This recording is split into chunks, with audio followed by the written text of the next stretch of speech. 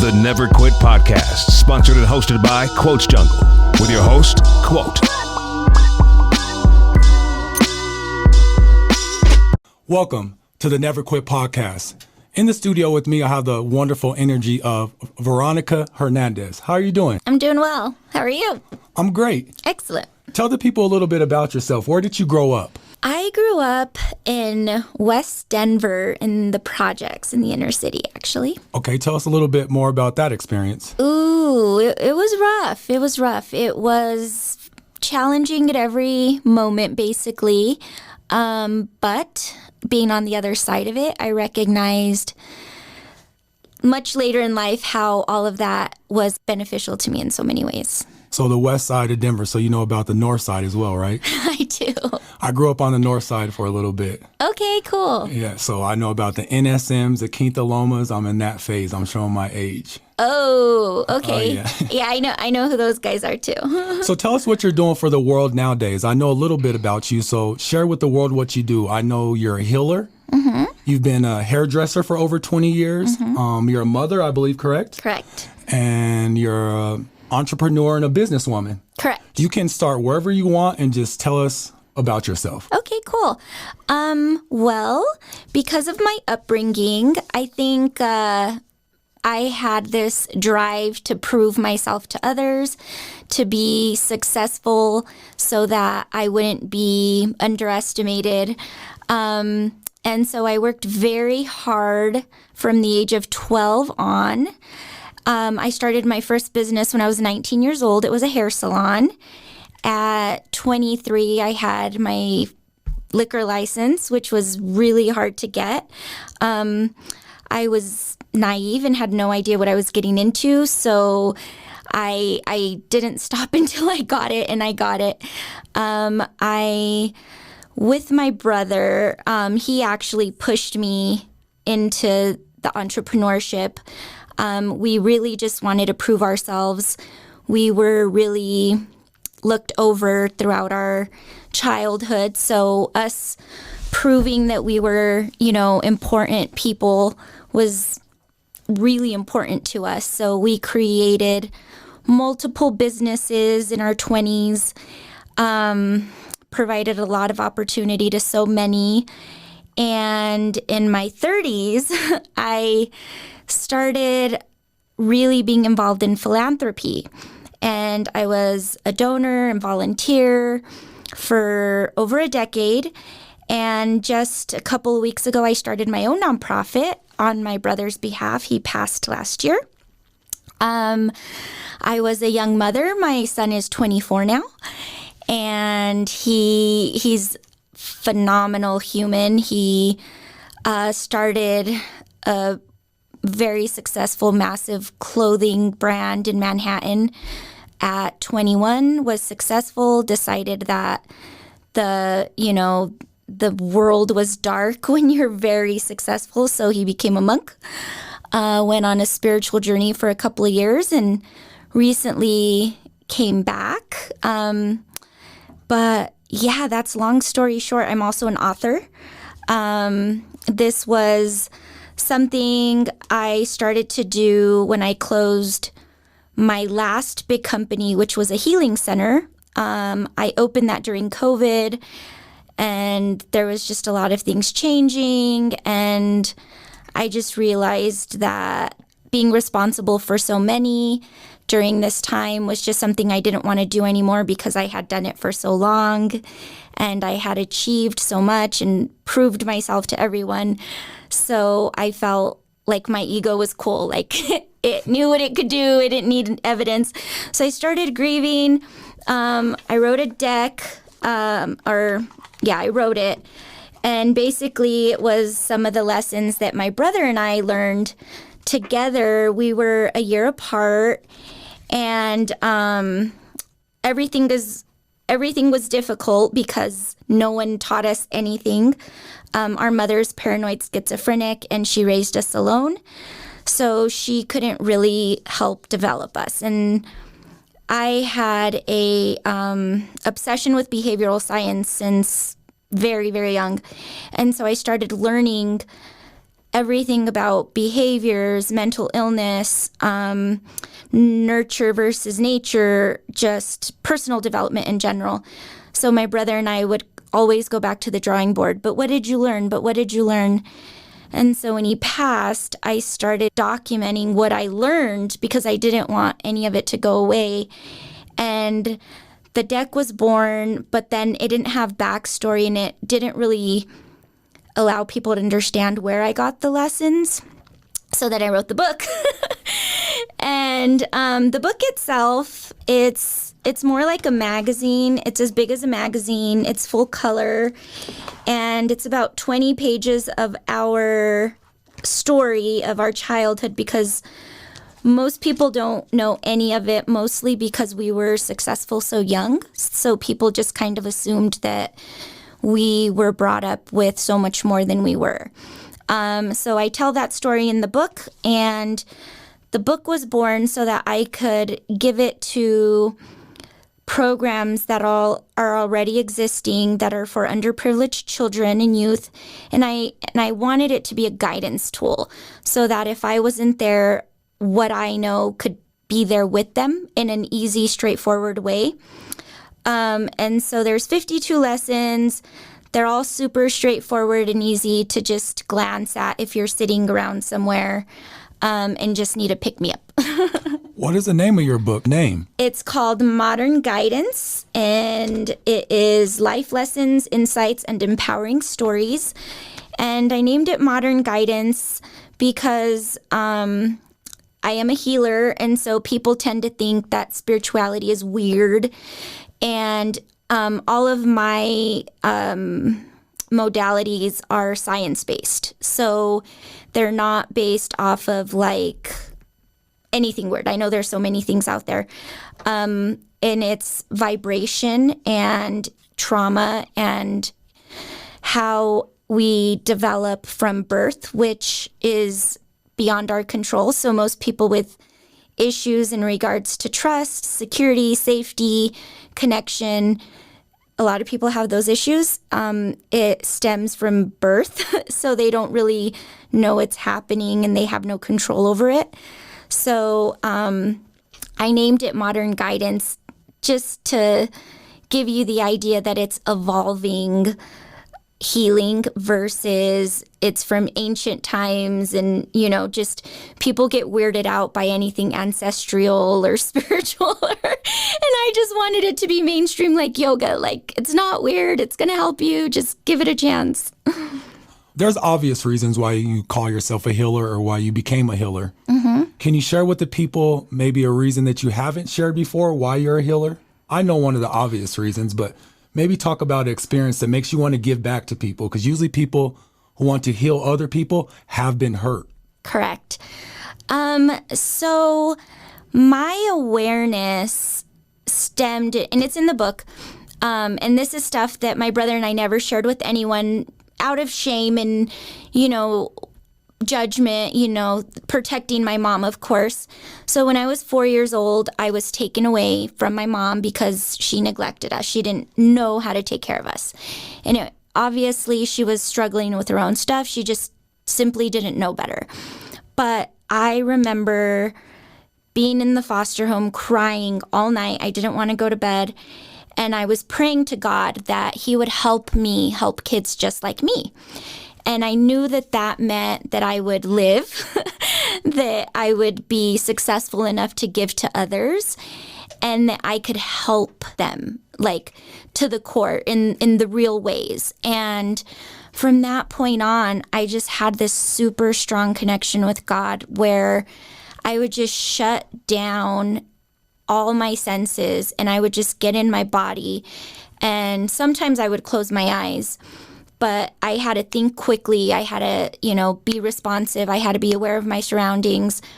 And I had this strong connection with him where he would just guide me and just, it was like I didn't hear voices or anything or see anything. I just felt it. And because I was essentially blank, the most amazing things would come through me where people would ask me, how did you know that? Often people would cry.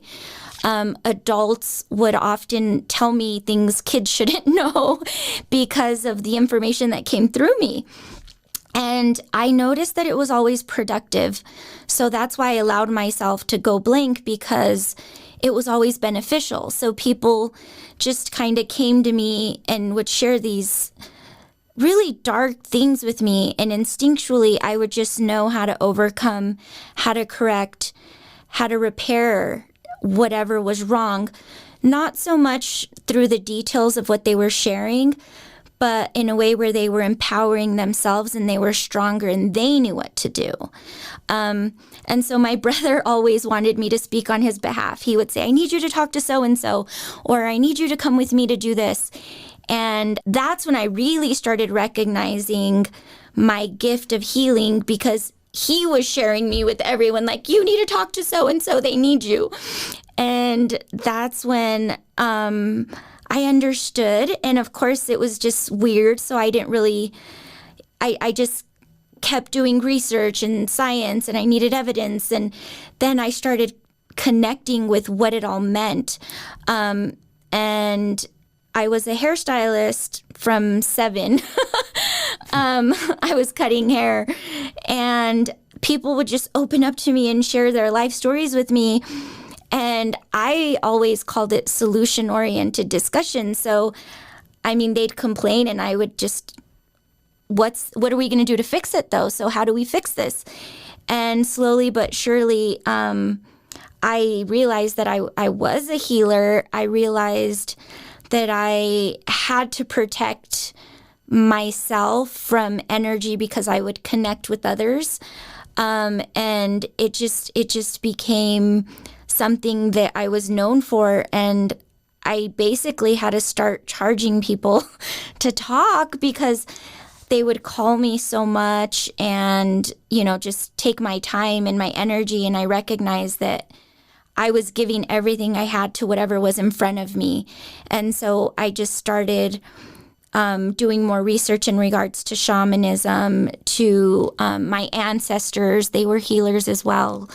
I've done a lot of traveling to different pyramids and ley lines and holy sites where I just feel different. I feel like magnet vibration just pulses through me, and I feel connected. And that's when I really got clear on how I could extend what I did further and what it all meant. And so that's where the healing started, and this is how it's transitioned into this.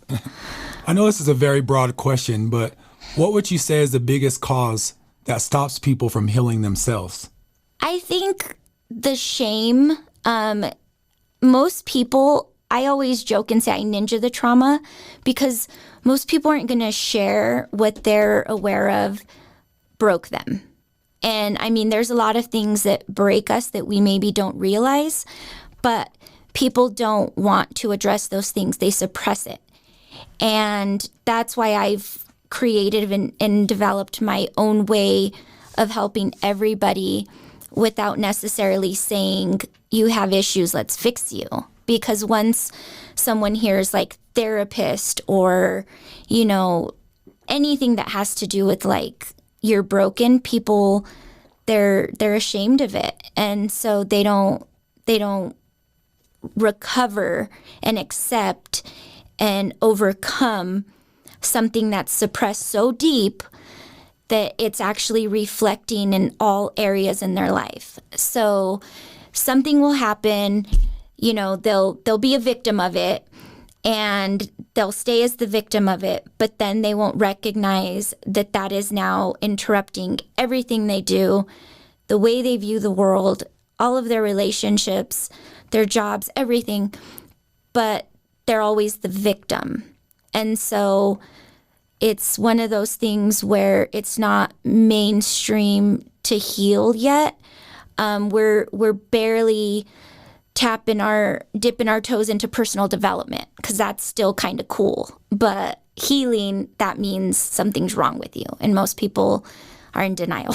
Let's go back to the nightclub life and talk about those crazy days to switch up the energy a little bit, so it's not so serious, What are some of the name of the clubs that you help run, if you remember them? Do you remember? So it was the Roxy, and it was the first African-American theater in Colorado. So it was grandfathered into the name the Roxy. I wasn't allowed to change it. And one time I thought I could be sneaky and DBA it into pure nightlife, and I got in trouble. So then it was back to the Roxy. And when I sold it, it was still the Roxy. The people I sold it to still own it, and it is still the Roxy for them. So, what's some of the craziest concerts or shows that you remember there that had you super scared? Because I know in that lifestyle, it's like, we're going to get shut down, our liquor license, somebody's going to get shot, etc. The first one I thought of when you said that was when DMX came and all the Rough Riders were on their motorcycles and they were waiting for him to come out of his bus. And they were so proud to greet him because they were a gang on his behalf, and he didn't want to come out. And I don't know. I don't know what he was on. So his manager asked for me to go speak with him. I got on the bus and I felt like just weird energy. And I'm like, they're here for you. Are you going to say hi? And then he started rapping. And his security guards were at the door in the bus, and I was scared. And then all of the bike guys were getting pissed, and then they all started revving their engines, and it was just super weird. And yeah. What's another one? That one stuck out. That was a super good one. Another funny one was one of my first events, because this was my brother's dream. It was his thing. He started throwing parties when we were 14, and I would always run them for him. So when he started running bigger venues and started having parties at the Roxy, I always ran the show. And so he was in jail for the majority of my 7 years. So I had to figure out how to be a promoter and how to just do all of it. I didn't know anything. And it was my first event, and it was a New Year's Eve party. And I had ice sculptures, I had fire dancers, I had balloon drops, I had a violinist that was with my MC and my DJ. It was just over the top. And the fire dancers lit the cord for the balloon drop until all the balloons start falling, right? During the fire dancing. So then the fire dancing is popping balloons, and everybody's thinking their shots, and it was just I can't make this up. It was just what is happening? So that was kind of wild. Do you miss the club? No. Why did you get away from it, if I may ask? Because I was told I would run it for a year, and 7 years later, I was like, this is the scum of the earth. It wasn't for me. And I sold it in 2010. So after 08 and 09, everything was so hard. I was just running on fumes, and everything I was doing was for my staff and my clients and my community from the beginning. And, after so many years, I just thought, I can't live like this. I'm going to die soon.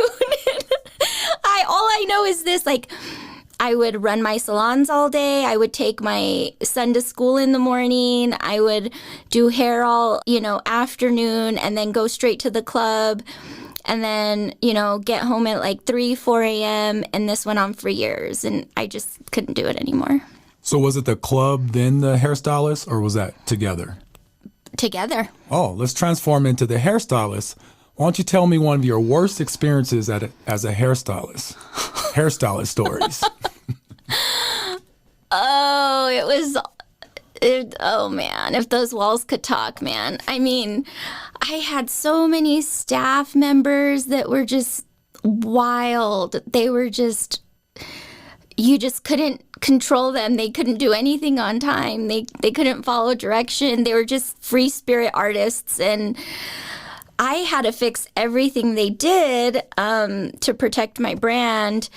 And so one day a hairstylist was doing a color, and this woman had hair down to her butt, and she's highlighting it.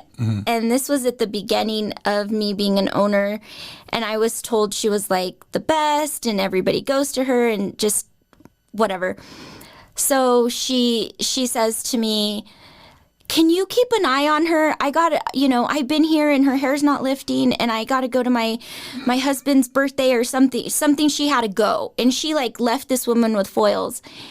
And I don't know why I said, I didn't say no, but I didn't. And so I said, let me check, see what's going on. Let me, get a better idea of what's happening here. So I pull the foil to look at it, and it starts smoking, and the lady's hair falls out in the foil. And she saw my face, and she's like, is everything okay? And I was like, no, you may not have highlights. We need to rinse this out. So her hair did fall out in the foils. Everywhere there was a foil, the hair was like this long at the root. And I was just so like, I didn't even know what to say or think, or I had never even seen something like that happen before.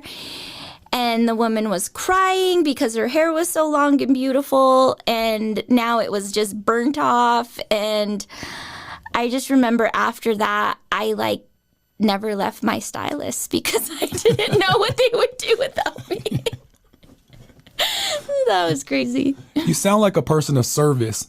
Do you know what motivated that besides your growing up and your experiences in life thus far? Why do you service people so much? Do you give yourself any time? I do now. I figured that out. I think it just started because my brother and I were just rejected, and we grew up Mormon, and it was just perfect cookie cutter families. And, the kids were basically told, don't play with them, they don't have a dad, kind of thing. And so a lot of judgment and criticism, and I mean, everything was beyond our control. So moving forward, I always made sure to be kind and fair and, never take advantage of people. Just everything I saw that I didn't think was okay, I made sure to never be the problem. So I always took pride in like, at least I'm not the problem. And so I give as much as I can to others because it does make a difference. I know a lot of the group organizations that did things for us saved us. It gave us hope. It showed us that there are kind people, especially people that have resources. You're taught rich people are bad and, they hate poor people. It's just what you're told. It's like an urban myth, really. And so as I got older and I recognized that that was not true, I started bringing those people together to invite them into communities that were underprivileged so that they could show others how compassionate and how hands-on they could actually be with communities. Yeah. If you could talk to yourself 10 years ago and see yourself right now, what would you tell yourself? I would say keep going. I would say keep going. I think that each step makes the next step possible. And even though things may seem difficult or uncertain, it's just training. And so everything that's happening now that's difficult, I'm going to overcome it. And then in 10 years, I'll be grateful that I learned what I learned at this time. Just like what I learned, back 10 years ago from now, I needed that for what I'm doing now. And then, the 10 years before that. So it's just one of those things where challenges mean it's the unknown, and that means you're leveling up. Because when things are familiar and comfortable, like, you're not growing. So I try to remind myself that when I struggle. You've done a lot of stuff in your life, and I'm just going to directly ask you, man to woman, what do you think the biggest struggle is for women to stay close? Close to what? Close as in relationship-wise. Emotionally? Emotionally, friendship-wise, anything. I think that we all evolve. And I think that if we are not evolving together, that's when a disconnect occurs and people grow apart naturally because they've outgrown each other. And that's not necessarily a bad thing always.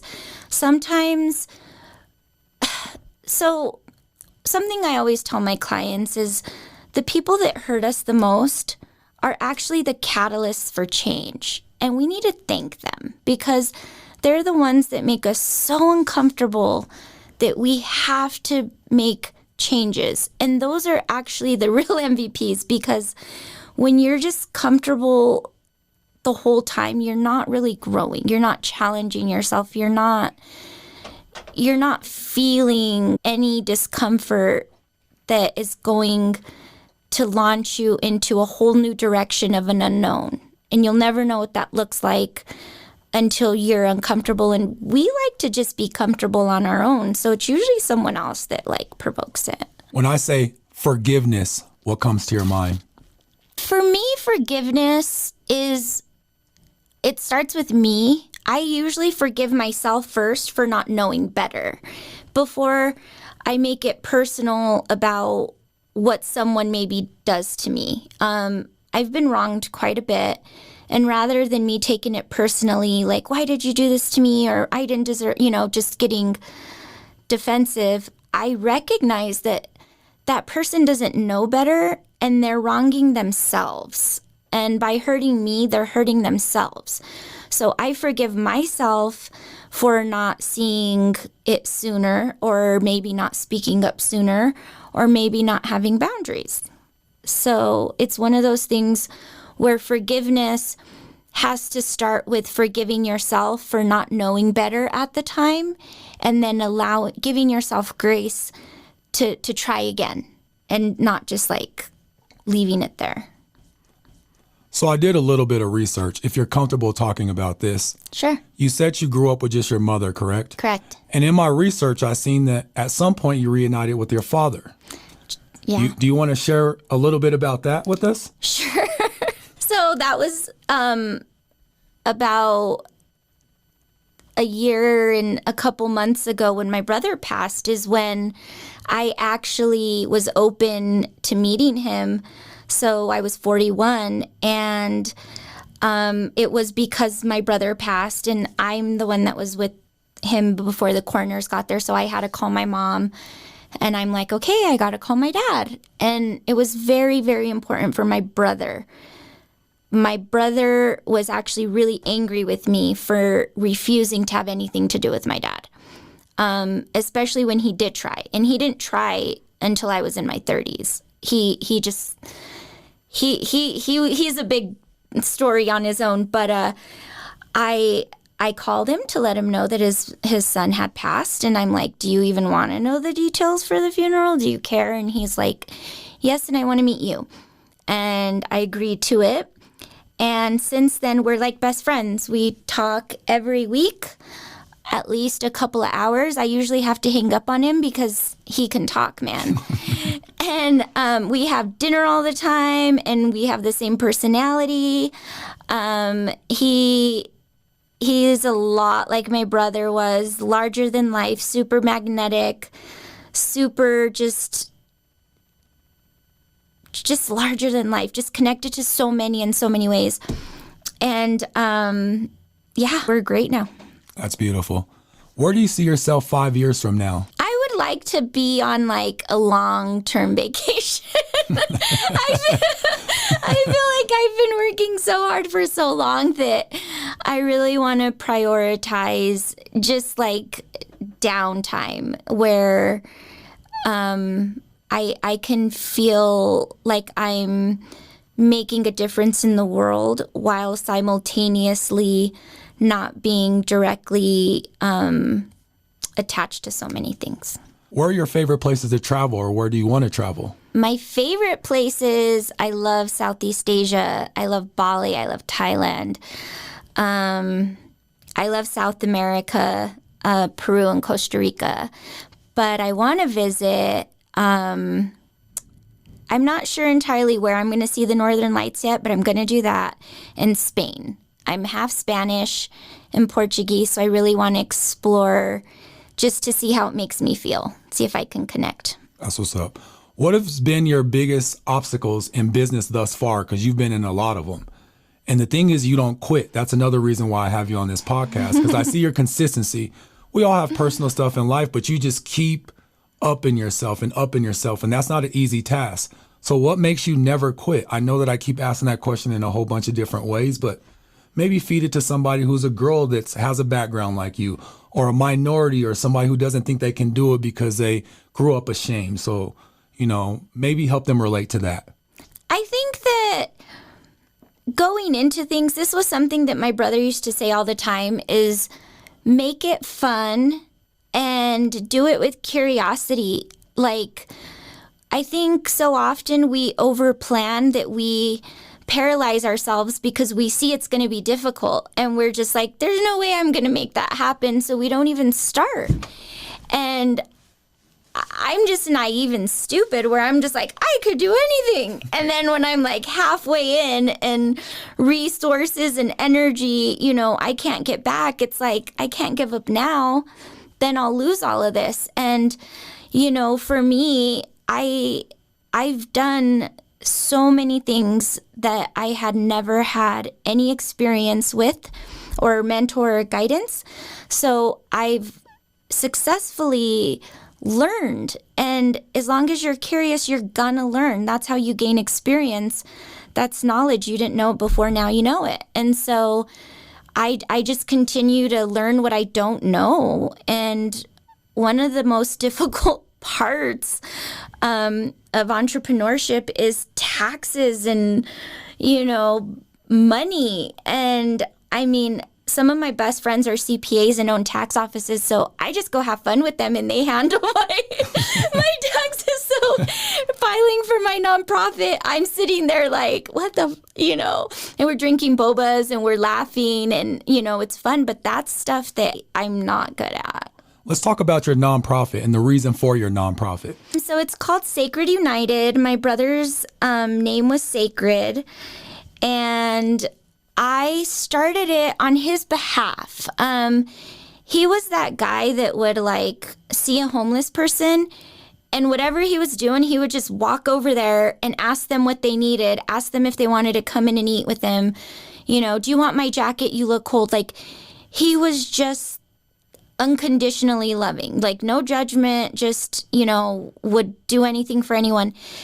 And that's what's been felt since he's been gone, is the absence of his giving nature, of him checking on people, actually caring. And I mean, obviously no one can replace him, but no one knows his heart the way I do. And so me having so much experience in the nonprofit world, I realized that I had enough knowledge and experience in nonprofit that I could start my own, and I could direct all of my resources, volunteers and donors to wherever I wanted, and it would be successful.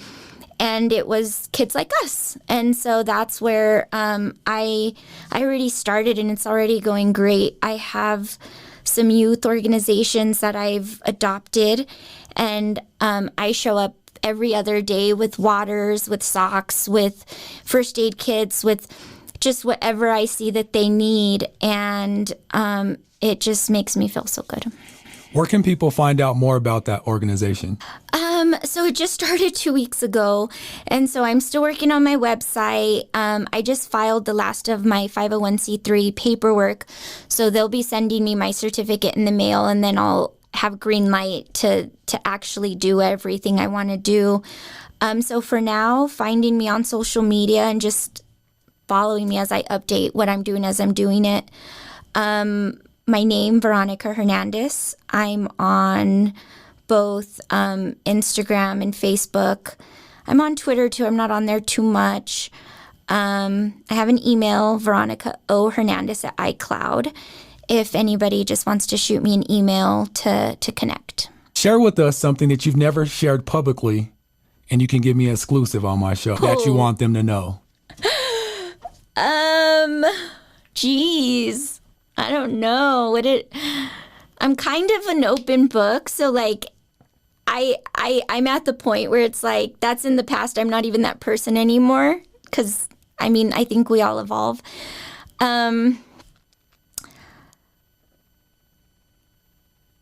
Okay, I stopped my brother and I story at 27. So I didn't keep going, and I stopped it when my brother went to prison, and I told him that I was done with everything because, I mean, he had me in his shoes and I had my own shoes to fill as well. And we had like this epic fight where he was like, she sold everything and just left me to rot, and I had to live my own life. And, you know, we parted ways, and we never really spoke about it. I didn't speak about it publicly just because it was hard. It was so hard for me to choose myself and be my own person. And I feel like when we detach from everything we know, it's like a death. Like, we don't know who we are. We don't know what direction we're going into. And my brother and I were very codependent. Like, we couldn't do anything without each other. So it left a void in me that I haven't ever replaced. I thought that when we parted ways that I would establish myself, I'd be my own person, and I would, you know, whatever. I didn't know what was going to happen next. But to this day, that part of me can't be filled. And so it takes constant nurturing. And I feel like this is something important because we all grieve loss. I mean, relationships, family, jobs, like we all have something that we believe defines us and what we're known for. And when that's gone, we think something's going to take its place. But in all reality, it's not so much that something takes its place. It was its own thing. It was its own part of your heart. So for me, everything I'm doing now doesn't fill the void, but it's honoring his heart as what it was to the world. That had nothing to do with me. It was respect from me to him and his legacy as an amazing human, because I feel like so often, especially relationships, we villainize another, especially when we part ways, and we'll tell everybody how horrible the person was and why we parted ways and, you know, just the bad. And then it's almost like people stick with that story to justify their void, their pain. And for me, it's my pain is not having his input when I want his input. But I knew him well enough to know what it would probably be. And I share that with others so that I do it in a way where they know it came from him. You know, my brother used to say, my brother told me. And so they would think of him and feel him when they need that guidance as well. And that's how I honor him and in his heart and his soul while it was here, because his physical form isn't here anymore, but I do feel like I speak on his behalf. I know he loved hip hop music. Yeah. Oh my God. Let's talk about one of your experiences that you had with your brother, seeing a hip hop show or artist that you guys both liked. I know it's a thing of, you guys say you were both business partners. So we eventually got home and said, damn, we fucking pulled that off. Look who we just brought. What was that moment like? Like, we did it. So I want to back it up a little bit, because he was, oh my gosh, like, he would make me watch all the documentaries, all the videos. We would have VHS videos that his crew would give him from New York, and he would train and train and train. And he would always say to me, if there's a girl, we're going to need you, so you need to learn this shit. And so he had me do, and I can break dance, actually. And so if we have more room. Oh, right. Oh my God. Yeah, no, he would make me like not suck. He would be like, you're going to make us lose. And so just so you know, I never got put into any of the competitions because he would say, we didn't need you today. We didn't need you today, but you got to stay ready. And so because I was so immersed in the hip hop culture, When I got older, we would go to shows together, and he would say to me, you know, it was always we're going to have a club. We're going to bring out, you know, and it was like the real hip hop, Slick Rick. Oh my gosh. Rock him that day. DJ Kid Capri. Oh my God, I didn't know. DJ Jazzy Jeff. Yes. Were you there? No, that's my favorite DJ though. They came into the Roxy, and Kid Capri was hanging out of the van, and I was like, hi, are you guys with the band? Because I didn't even know what event we had, because it was just one event after another. And my friend like elbows me. She's like, dude, that's Kid Capri. I just started laughing. I was like, I knew that. And so Rock him, and I mean, my brother, every time anyone came, and I mean, there were so many, Slick Rick, Too Short, Les Nubians, Adina Howard. So we were a smaller venue, so we kind of got everybody after their prime, which was still dope because it was intimate. But I just remember him being so grateful that we were up close and personal, and they were there for us because of us, and we were giving them to the community. That was one of his greatest joys, is taking pictures with artists. And any show we went to, somehow, my brother was a rap video, by the way. He was always just flexing and had all these chicks like all around him, and they'd make friends with whoever we went to see, and they would take pictures together and be friends. But I remember his love for hip hop and wanting to be a part of it in a significant way. And one day when he was in jail, we were talking, and I told him I was sick of it. And he's like, it's not about you. It's never been about you. You're just good at talking to people and money and business. But look at all the lives you're changing. Like, people get to perform in front of people. People are being seen. Like, I mean, all of our promoters would bring in such amazing talent, including themselves. And I mean, they're still out there. Like, when I run into them, and they're still in the industry, and they're doing big things, it's just awesome. Like, they call me an OG.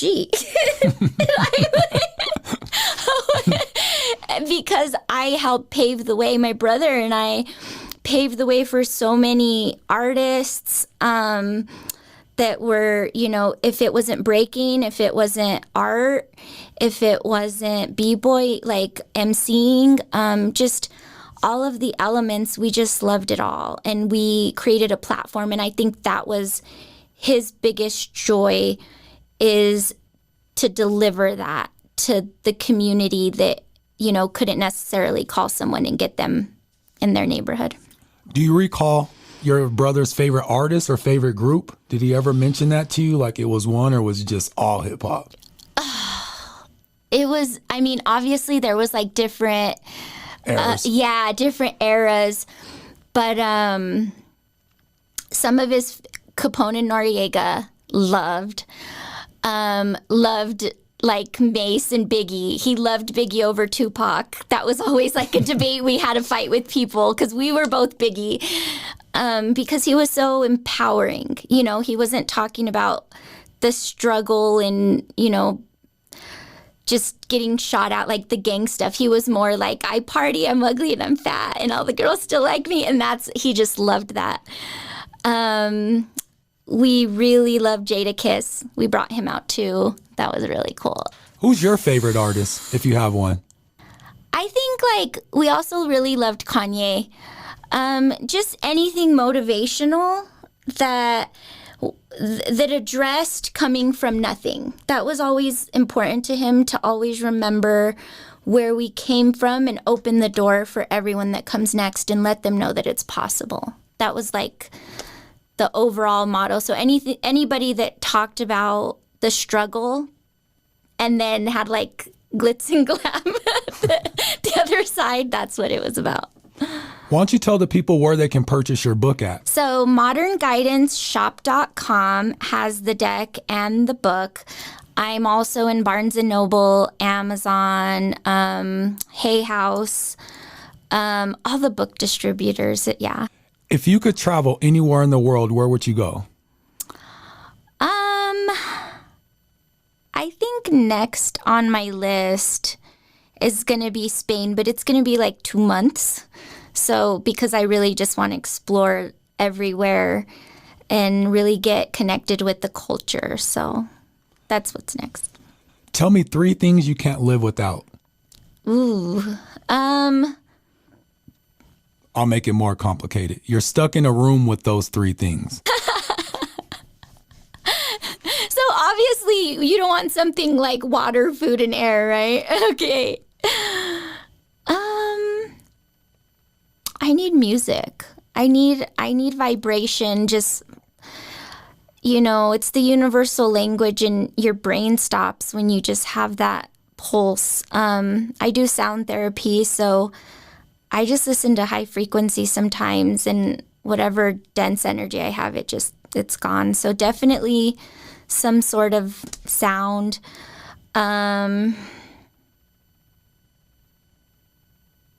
Paper and pencil, so I could document, my thoughts and just work through things. Sometimes I draw, sometimes, right now it's on my phone where I just take notes. Like I'll get insight and I'll go back to it and I'm just like, whoa, I'm brilliant. Like I could never think of that. Where did that come from?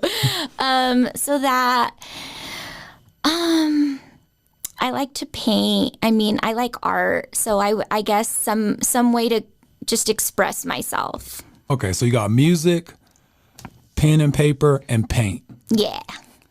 Your brother used to do a lot of quotes and used to remind you of a lot of things. Do you remember any of those quotes? Yeah. Tell us some of those. That's what the cards are. That's so funny. Okay, that's exactly what they are? Yeah. So he just stood for creative expression. Share your gifts with the world. There's only one you. And he was always like, did you shine? Did you shine? Did you represent? Or he would ask me, did I represent? Did I make noise? Did you make noise? He didn't believe in making yourself small for someone else's comfort. And he had a way of like finding every single person's gifts and then relentlessly bugging them until they started a business. He would be like, why don't people know that you're a sick ass artist? And you need to be doing, we'll be partners. He always was partners with somebody in something. So creative expression was huge to him. Is just, don't play small, man. Another one was like, did you show love? Did you show love? And, I would just tell him stories. Oh, I went to see so-and-so, or, oh, I did this or I did that. And he'd be like, did you show love? And then I would tell him how I showed love. I had to tell him how, and then he'd be like, that's love. And then he'd do a heart. That's love. So, yeah, that was big to him. Do you remember his hyena laugh? Yes, I love his laugh. Yeah. So, bring humor to everyday situations. Bring joy. He made everything fun. I think of so many things that were just such a difficult situation, circumstance, challenge, and he just made it fun. He would pick on you. He would joke. He would just be funny, and it just made time fly, and you would make memories, and you would see it as those fun memories versus how horrific it was. He had a gift. Tell the people his full name for people who might not know him or remember him. His full name is Jose Eleazar Harnandez. And Eleazar was my grandfather's name that passed when he was 33, my grandfather. And he actually started the bus line called Los Limosines, which was the equivalent of like the Greyhound in America. And he was just like my brother, beloved, gave everyone opportunity, loved music, and died in his sleep with the heart attack, just like my brother did. And so my dad tells me all these stories now, and he's like, I prayed that he would help me, and then your brother was born, and that's why we named him Eleazar. And he's like, I think he came back. And I was like, yeah, and then you rejected him. So my dad and I are always like joking, and I'm always telling him, like, don't take credit for me. I'm only great because you abandoned me. If you would have been in my life, I'd suck. And he just like laughs. But, and then his name became sacred when he was 8. And I think his dad's name was Mouse. And he's like, that sounds stupid. I was like, it does. And he's like, help me think of a better one. He's like, it has to be tight and it has to stick with me. And so I suggested Sacred, and he thought that was too long. So he's like, I could go by Sake. And then he was like practicing, and he liked how he wrote it. And then slowly but surely, like, it was just Sacred. And he came into what sacred meant, and he represented it in the most beautiful way without even knowing what was to come later. So, yeah. You said he was a giver to homeless people and all that. Do you remember a thing that he used to do for your mom a lot? I know he probably did several things, but what was one thing that you remember he did for your mom? He always brought her tons and tons of flowers. So now I have to do it. And it was always like, we would all roll our eyes because he would like overdo it, and there were flowers everywhere, and we would be like, okay, whatever. Oh, did he tell you to? Now I want you to read that for the people. Quotes my brother lived by. We have to represent. We started with nothing. We never give up. Because I make shit happen. We show respect. What do you need? We show up. I won't have a boring life.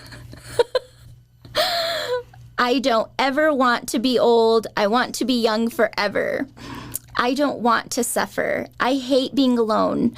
You got this. We got this. Make shit happen. Yep. The whole I never want to be old thing, he literally said he didn't want to be old. He wanted to die at 40 because he was going to live his best life. And my grandfather said the same thing. I wrote this for his funeral. And yeah, my brother just used to celebrate all the women. We always had flowers. We always had those big federal baskets for Valentine's Day. He just always showed so much love no matter what. And so it was like, we're going to be fine. I would cry and I'd be overwhelmed when we would do things, and he would be like, no, we got this. We got this. We make shit happen. Like, what are you crying about? Make it fun. I'm pretty sure he's so proud of you. That's what I want you to know. And before we end this, I want you to tell the people your name again, even though it might sound regurgitated. Tell them where they can find you and what you offer. Again, it's Veronica Olga Harnandez, and I offer assistance to underprivileged children, existing programs right now, and people that are looking for a place to give back. I can point people in the right direction. I have guidance tools that just make life a little easier when we believe there's no hope. There's always hope. There's always a solution to everything. It just takes clarity and getting in your body and following your heart. That's what I offer. This has been another episode of the Never Quit Podcast with Veronica Harnandez. Tune in, find her, look her up, and stay tuned with us and find more episodes on all the places that we're located. Peace. Thank you so much. You're very welcome. Oh, that was so sweet. Good job. The Never Quit Podcast, sponsored and hosted by Quotes Jungle, with your host, Quote.